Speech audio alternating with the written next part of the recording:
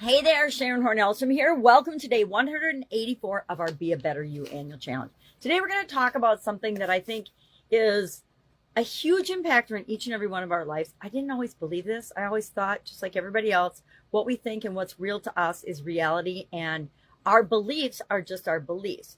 We don't realize that we have this whole segment of beliefs called limiting beliefs that are things that we usually formed in childhood. We added to them the power to them with the experience, to the point that they just become automatic little programs that are running in our subconscious and controlling us in ways that we might not want to be controlled. If we're trying to create a goal or create good mental health, for example, this month, we often get stopped by invisible forces that we don't understand. And we tell ourselves, oh, that's just the way I am. But it's not true. It's a belief or something that we picked up along the way, and sometimes it doesn't even belong to us. I just had a great example with a coach recently that helped me realize that I had a long-standing belief in fear and worry that didn't even really belong to me. It's something I had picked up generationally and was holding on to in my subconscious, not even really consciously aware of it. I knew my behaviors weren't in certain areas weren't the way I wanted them to be, but I didn't realize what the root cause of it was. So we cleared that, which is what I'm going to do, is share with you a 5-step process to deal with these limiting beliefs as soon as you realize that you have one.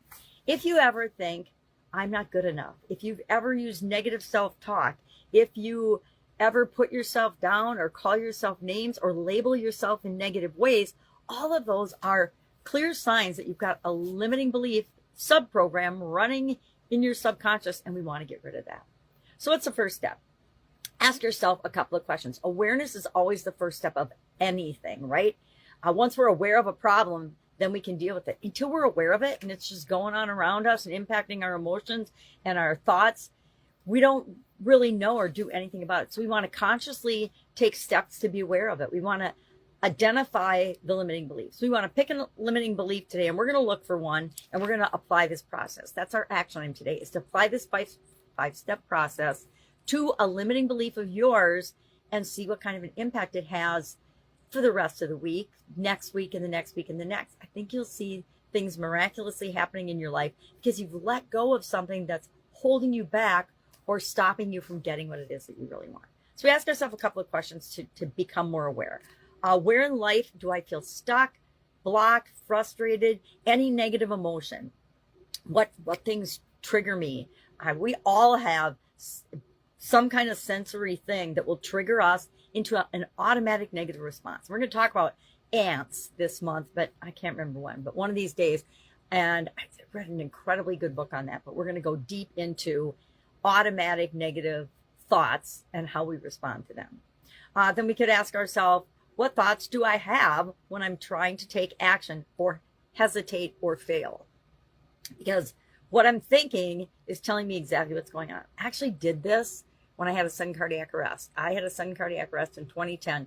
And to me, it felt like it was out of the blue. But after I started to get better and was in cardiac rehab, I started to think about what I was thinking about and what my automatic thoughts were prior to that event.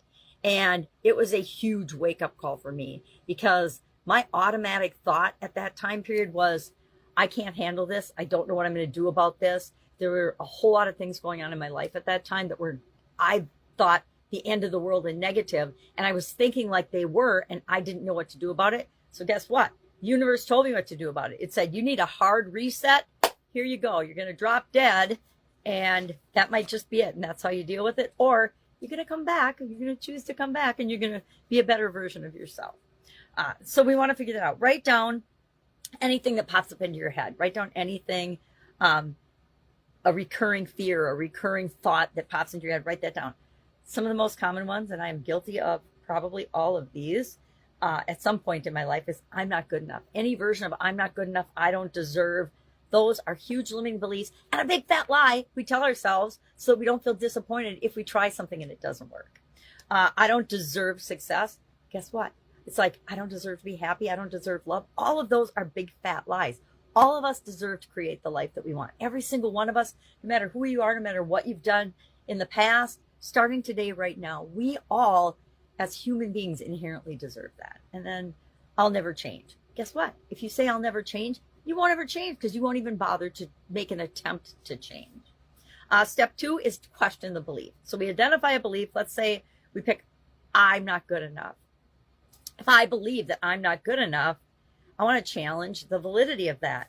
Is this belief absolutely positively true in all instances, and I'm not good enough for anything good that ever happens to me or on the planet?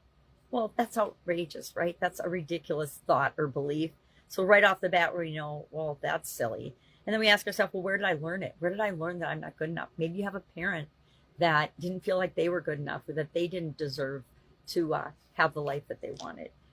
And then what evidence is there against this? When have I ever in my life felt like I was good enough, or I got something positive that I deserved?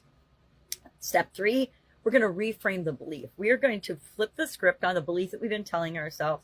So for example, if I say I'm not good enough, we'll say something like, I deserve whatever it is that I think I'm not good enough to have. Or I am good enough. I'm a continually improving human being. And yeah, we human beings, we are not perfect, but I don't have to be perfect. I just have to be me. And that's good enough for the universe. And that means it's good enough for me.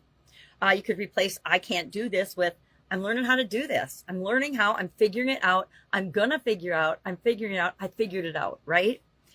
Replace I always fail with I'm improving each time. Each attempt I make gets me closer to what it is that I want to achieve. A lot of people will tell this themselves with their goals or objectives. They'll set a big goal and then they won't keep working toward it. They'll have one little setback and they'll say, I don't deserve it. I can't do this. I always fail. Woe is me. Here I am again with another list for my 10,000 failures in the past. Step 4. So we want to reframe it into something positive, into the belief that we want. Step 4, and I'll share some examples of this, some people's examples. Take empowered action. Start small, but do something immediately. As soon as you decide on your new belief, do something to reinforce that belief. And take action to support that. So, for example, if you want to do something that proves that the new belief is true. So maybe you don't think you're good enough to speak up at meetings. So the first thing you do is you speak up at least once at the next meeting that you're a part of. Set boundaries. One of the biggest things we forget to do as human beings is encircle ourselves with a boundary of what isn't acceptable for us, what we will or will not do. We do that based on our core values, which we're going to talk about later this month for a change, instead of right up front in the beginning. And see if we identify thoughts, beliefs, and limiting beliefs more clearly if we aren't looking at our core values first. Apply for an opportunity. Make that phone call. Pick up the phone. Do something to reinforce and take action toward the new belief. Hey, I'm awesome on the telephone. So you get the phone, you pick up the phone, and you have a positive conversation. And you can phone a friend and have a good conversation, and that will start to build your memory bank of positive associations with the phone instead of negative. Step 5, reinforce a new belief. What are some ways you can reinforce a new belief? I use affirmations. If I have a new belief and I find a limiting belief, when I go for a walk, I'll recite my affirmations in my head, sometimes out loud if there's nobody around. And then, because it's nobody's business, right? But my own, what I am doing for personal development and growth. I will surround myself with supportive, positive people. I will celebrate small wins. I will congratulate myself and find little ways that feel good to me to celebrate when I'm reinforcing this new belief. So let's share a couple of examples of this. Let me grab a magnifying glass. I've got Sarah, James, and Maria. Let's see who I want to share. We'll do Sarah. I'm not good enough. Her limiting belief, she constantly felt unworthy of a promotion. Identification, she realized this belief came from her childhood where she was compared to her high-achieving siblings. I can relate to a little of that. Maybe that's part of where mine came from. I don't know. I'll look at it today. I've looked at I'm not good enough a lot, and it still will rear its ugly head. Reframe, she replaced it with I'm not good enough with I bring unique strengths to my team, because she wants a promotion, right? Action, she started documenting her wins and volunteering to lead a project. Within 6 months, she was promoted and felt more confident in her leadership. One of the best things you can do if you feel not good enough, if you catch yourself comparing yourself to others, no, right?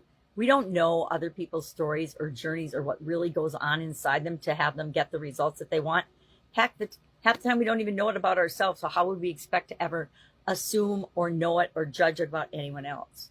I'm going to skip James and I'm going to go to Maria. Maria's thing is, I don't deserve love. That's a obvious false belief because every human being on the planet deserves love. And here's her limiting belief. Maria believed she wasn't worthy of a healthy relationship. Identification, she recognized this came from years of a toxic relationship. She reframed it to, I am lovable and worthy of mutual respect. That is a very powerful belief, right? Versus, I don't deserve love. Action, she began therapy, set personal boundaries, and took time to focus on herself and on self-love. The result, Maria now feels confident in her relationship and attracts people who value her. So, what are we going to do today? We are going to do this 5-step process. Step 1, become aware of what the false belief is. Identify one false belief or limiting belief.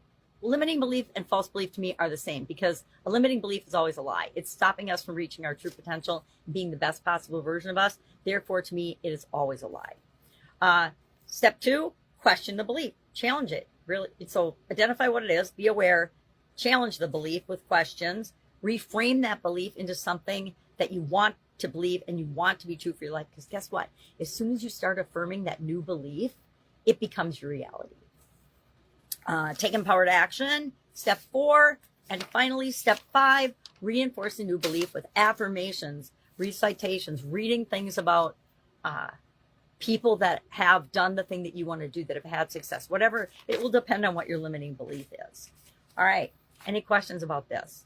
It's just a quick, simple 5-step process, and you can do whatever you want. If you already know you've got a limiting belief and you know how to work on it and fix it, go ahead and do it. You don't need to follow this process.